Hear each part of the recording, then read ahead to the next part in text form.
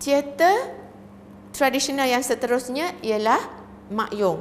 Mak Yong terkategori ataupun dikategorikan ke dalam teater tari yang berasal daripada persembahan untuk golongan pemerintah, raja-raja dan golongan elit, pembesar. Tetapi kini Mak Yong telah dipelihara dan diajarkan di beberapa institusi pengajian tinggi di Malaysia. Malah, Mak Yong juga telah diiktiraf oleh UNESCO, iaitu Badan Dunia, sebagai salah satu warisan dunia. Jika anda mahu melihat contoh persembahan Mak Yong, anda bolehlah melihat persembahan oleh pelajar-pelajar di Aswara, Akademi Seni Warisan di Kuala Lumpur yang telah dimuat naik ke laman YouTube seperti yang dipaparkan di slide ini. Mak Yong pada suatu ketika dulu dipersembahkan ketika penghujung musim menuai, ketika majlis memuja umur sultan dan majlis perkahwinan. Seperti yang saya katakan pada awal kursus ini, semasa kita mula-mula membincangkan hal ini, teater tradisional adalah untuk salah satunya untuk escapism ataupun melegakan tekanan. Jadi apabila masyarakat Melayu yang menjadi petani telah penat bekerja dan selesai musim menuai, mereka telah bermain Mak Yong dan berjumpa dengan orang kampung untuk berinteraksi, bersosial dan merehatkan badan. Selain daripada itu, Mak Yong juga adalah satu persembahan yang di dalamnya terdapat sub persembahan ataupun sub cerita, iaitu main puteri, di mana main puteri ini pada suatu ketika dulu dan masih lagi diamalkan oleh segelintir masyarakat Melayu untuk rawatan alternatif ataupun rawatan tradisional bagi penyakit jiwa dan perasaan seperti histeria dan tekanan perasaan selepas bersalin contohnya.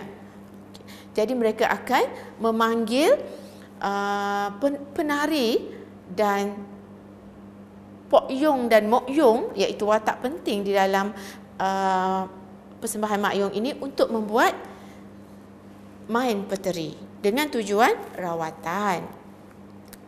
Kisah dan watak. Kisah dan watak yang terdapat ataupun yang dipaparkan dalam Mak Yong termasuklah legenda tempatan, khususnya tentang golongan bangsawan. Watak-wataknya terdiri daripada manusia dan bukan manusia, seperti raksasa dan dewa. Sebagai contoh, patung wayang kulit yang saya tunjukkan ini boleh dikatakan sebagai watak raksasa.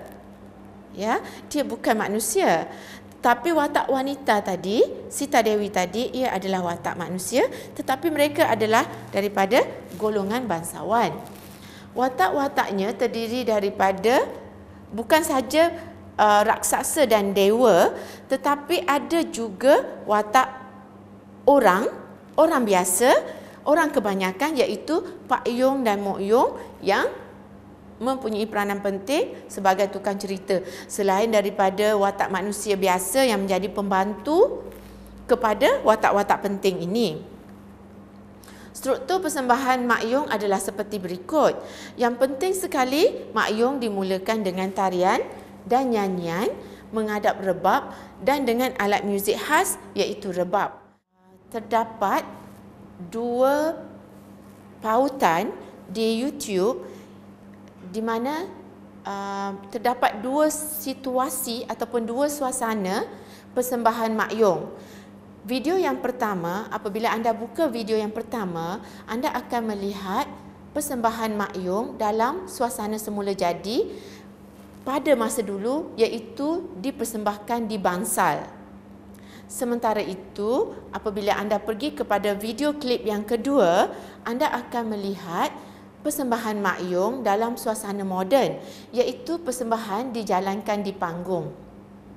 saya harap anda dapat memerhatikan beberapa aspek yang berbeza tentang persembahan moden dan persembahan tradisional, iaitu membandingkan cara pemain makyung bermain di bansal dan cara pemain makyung bermain atau menyanyi di panggung. Panggung di sini maksudnya ialah seperti auditorium ataupun pentas teater moden. Manakala bansal, mungkin anda boleh bayangkan satu ruang lapang yang terbuka dikelilingi oleh penonton dari berbagai sudut. Sekarang kita pergi kepada teater bangsawan. Teater bangsawan adalah teater transisi Melayu yang duduk di antara teater bentuk moden dan teater tradisional. Sebab apa? Kerana bangsawan telah pun mempunyai teknik pengarahan ataupun telah wujudnya pengarahan yang dimainkan oleh tauke panggung, di mana beliau telah memberikan garis panduan kepada para pelakon apakah cerita yang bakal dipersembahkan. Garis panduan ini kalau dalam teater moden ialah skrip, di mana pelakon-pelakon akan menghafal skrip. Tetapi dalam bangsawan yang awal, mereka tidak ada skrip yang lengkap, mereka hanya ada arahan daripada tauke panggung. Ciri istimewa bangsawan ialah extra turn yang merupakan masa rehat atau selingan antara pertukaran satu babak ke satu babak. Apa yang berlaku pada extra turn ini ialah tauke panggung akan menjemput penyanyi untuk menyanyikan lagu-lagu sementara para pekerja pentas menukarkan set ataupun props untuk babak yang seterusnya. Selain daripada nyanyian, ada juga persembahan jenaka yang biasanya tidak ada kaitan langsung dengan keseluruhan cerita di dalam bangsawan itu sendiri. Bangsawan juga bertujuan komersial dan mempunyai primadona dan hero. Bertujuan komersial maksudnya dia adalah teater Melayu yang pertama yang dipersembahkan dan mengutip tiket daripada penonton yang datang menonton.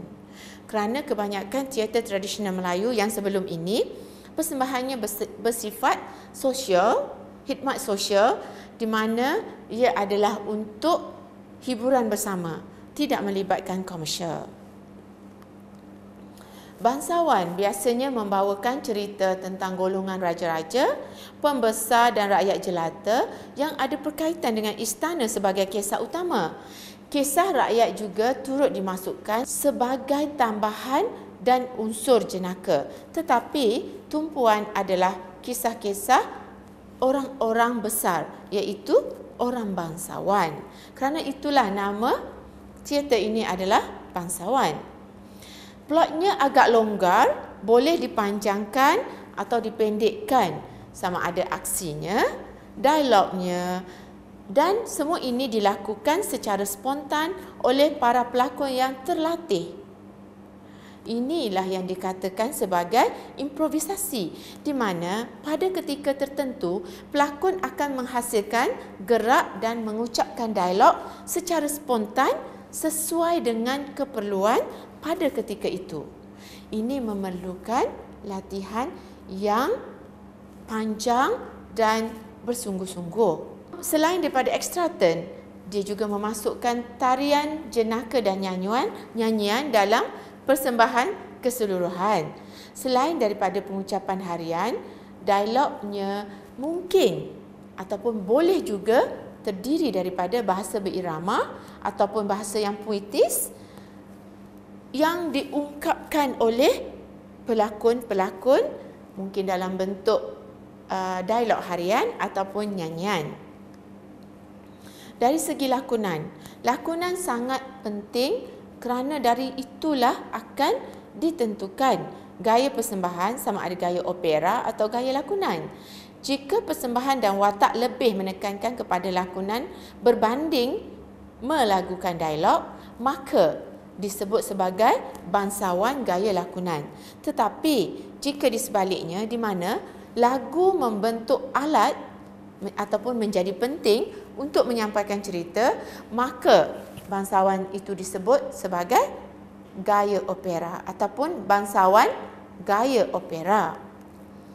Antara cerita-cerita yang terkenal ialah Bawang Putih Bawang Merah, merupakan cerita rakyat, Laksmana Bentan, sejarah, Jula Juli Bintang 7, epik, dan Alibaba dan dengan 40 pencuri, sebuah karya adaptasi daripada Timur Tengah. Sebagai penutupnya, pelajar-pelajar yang dihormati sekalian, seni lakon Melayu tradisional mempunyai beberapa komponen asas, termasuklah penceritaan ataupun naratur, lakon, tarian, nyanyian dan muzik. Aspek improvisasi merupakan elemen penting yang juga diamalkan dalam teater moden. Sebagaimana teater tradisional Asia yang lain, Noh dan Kabuki dari Jepun, opera dari China, Kathakali dari India dan juga Arirang dari Korea, semua ini mempunyai elemen-elemen persamaan seperti yang telah kita bincangkan tadi. Seni lakon Melayu juga menuntut kemahiran dan latihan yang tekun selain membawakan pemikiran dan budaya Melayu bangsa yang mendukungnya. Sekian, terima kasih. Saya harap anda mendapat manfaat daripada kursus ini.